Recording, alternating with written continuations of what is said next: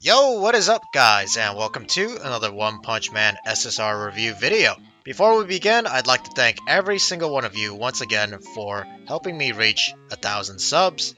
It is definitely not a small milestone or a small feat, and I appreciate all the support. After all, you, the viewers, are what motivates me to continue to make and improve my content.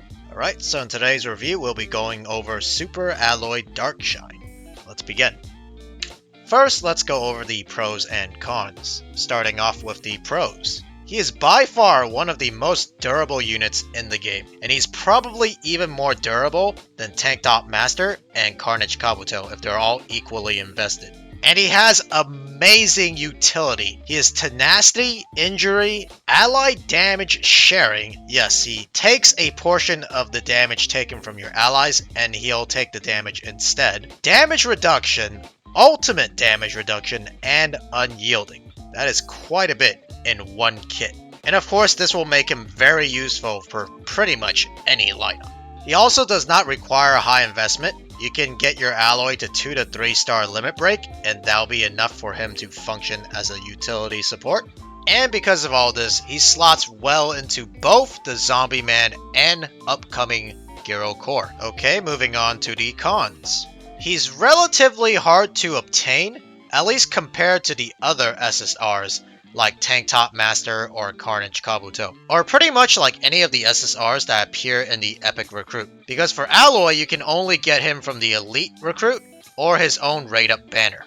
And of course, like I mentioned in my Garou video, Garou cracks him literally like an egg. Just one chop and it most likely will break SUPERALLOY's Tenacity Shield. Because of this, a high-end Garou can easily completely nullify a weak alloy, rendering him basically useless. And because of this, he requires 5-star limit break for high-end PvP. You cannot have a 2-star alloy unevolved like what I'm doing right now, because I don't have enough shards to limit break him to 3-star yet. It's not gonna cut it. You need him to be at least 5-star for his extreme passive in order to survive in high-end PvP. Alright, moving on. Alright, next we're gonna talk about his skills. For his basic attack, he attacks a single target with 2 combo strikes for 120% of his attack, and this will grant him a tenacity shield equal to 10% of his HP. So this is a relatively weak tenacity shield, at least compared to Tank Top Masters, but it's a relatively easy way to generate 2 energy for the Zombie Man core. You don't need to actually spend 2 energy for him to cast his ult like Tank Top. This is why I prefer using SUPERALLOY over Tank Top as my tenacity shield generator. However, like I mentioned before, if you encounter a strong Garou, this can pretty much ruin your plans completely. Okay, moving on to his ultimate, he deals 130% of his attack to targets in a cross-shaped area, similar to Mosquito Girl's ultimate. It's just like the row and 1 unit behind the main target that you pick. There's a 100% chance to inflict injury on the main target for 2 turns. When attack grants injury damage equal to 50% of his attack, and he'll share 40% of the damage taken by 2 lowest HP allies for 2 turns. And by sharing this damage, he reduces his damage taken by 20%. However, he cannot share damage when his own HP is below 20%. Most of the time, you do not want to be ulting with Alloy. You usually want to be using his basic attack for the Tenacity Shield, although there are certain situations where you might actually want to ult on Alloy just for the ally damage absorption as well as the damage reduction. Alright, let's move on to his Ultra Ultimate. It deals 160% of his attack in a cross-shaped area, also 100% chance for injury, and the injury is also still 50% of his attack, and he'll still only share 40% of the damage taken by the 2 lowest HP allies for 2 rounds or 2 turns. And by sharing this damage, he reduces the damage taken by 40% instead of 20%. And of course, he cannot share that damage if he's below 20% HP. And of course, like I mentioned before in my previous SSR review videos, his Ultra Ultimate will require a 3-star keepsake. And I highly don't recommend this because you are only getting a 30% attack increase on his ultimate, and he's only reducing his damage taken by 20%. Definitely not worth investing your Star Ascension cards into or spending your gems for. Unless you're trying to become a Alloy main, which we did have one back in the Southeast Asia server. I forgot his name, but he built a really weird alloy and got his keepsake, and he built something like a attack damage alloy. And it sort of worked, but not really at the same time. Basically what I'm saying for most people, don't invest in the alloy's keepsake unless you are a huge alloy fan. Alright, next we are going to talk about his passive. When the battle begins, he grants 40% ultimate damage reduction to everyone in the same row for 2 turns. So the wording for this is it's pretty much exactly the same when it says, when the battle begins. It's the same as Sky King's passive, where the passive will automatically trigger when the battle begins, so technically, Alloy does not need to be alive for this passive to work in the first 2 rounds. However, he most likely will because he's really tanky and he has unyielding, which is what we're going to talk about next. When taking fatal damage for the first time each battle, restores HP equal to 30% of max HP. And for his extreme passive, the ultimate damage reduction goes up to 50% instead of 40%, so you're reducing half of the ultimate damage essentially to everyone in the same row for the first 2 turns. And his unyielding goes up to restoring 40% of his max HP instead of 30%.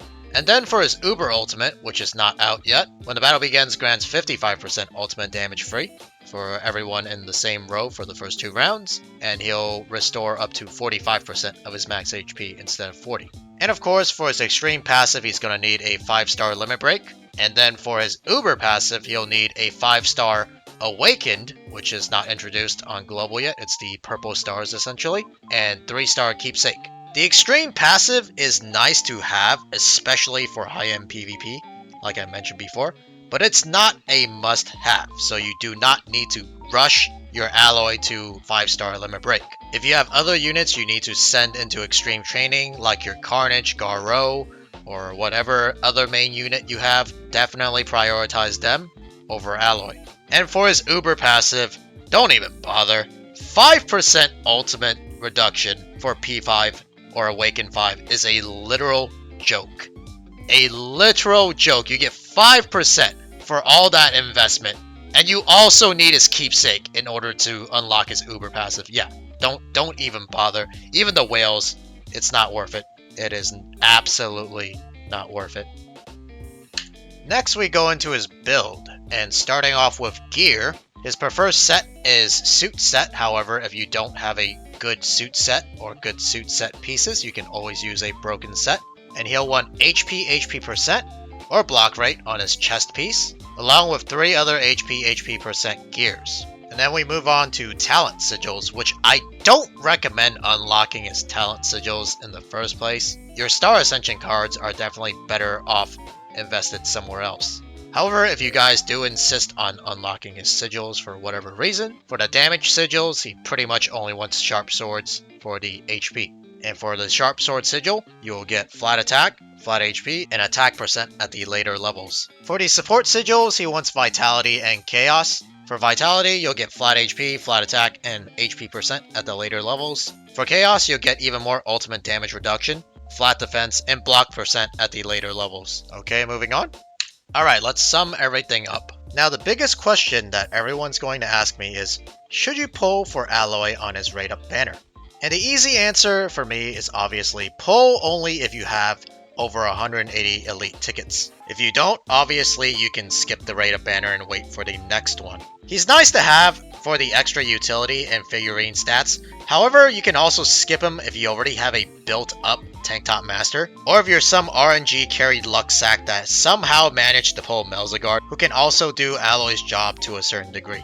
And of course, if you're not interested in any of his utility or for the figurine stats, you can just skip him and instead pull for the SSR or Monster Chose banner that will eventually come. Now, the next question that everyone's going to ask me is, should I build Tank Top Master or SUPERALLOY DARKSHINE? The easy answer is, if you already invested a lot into your Tank Top Master and you have his keepsake or plan on pulling Goketsu, then the answer is obviously Tank Top Master. However, if you are low on resources and Star Ascension cards and need a low budget / low investment utility unit, then Alloy is your guy for the job. Because unlike Tank Top Master, Alloy does not need high-end gear and heavy investments in order to function or do his job properly. And because of this, his keepsake is not needed. His Ultra Ultimate and Uber Passive offer low returns compared to other SSRs and their keepsakes. I also do not recommend you guys unlock his sigil slots. Those sigils are better used on your main carry units like Carnage and Garou. However, it is okay to unlock his talents, probably not past talent page 2, because those talent pages are low investment and they won't cost you any Star Ascension cards. And you can actually get a decent amount of HP from those talent pages. And I would also only recommend you limit break him to 2 to 3 star like I mentioned before. Unless you're into high-end PvP, then you can go for the 5-star alloy. And the reason you mostly want to get him to 3-star is for the extra HP and block rate. And finally, to sum things up, save your Star Ascension cards for your main units. I cannot stress this enough. Support and utility units like Alloy usually do not need Star Ascension card investments in order to function properly. The exception being Watchdog Man, but we will talk about him more in his LSSR review video. Alright guys, well that's going to be it for this One Punch Man video. As usual, if you have any questions, leave them in the comments below, and if I missed out on anything in this SSR review video, please let me know in the comments below as well. But other than that, I'll see you guys in the next One Punch Man video. Peace!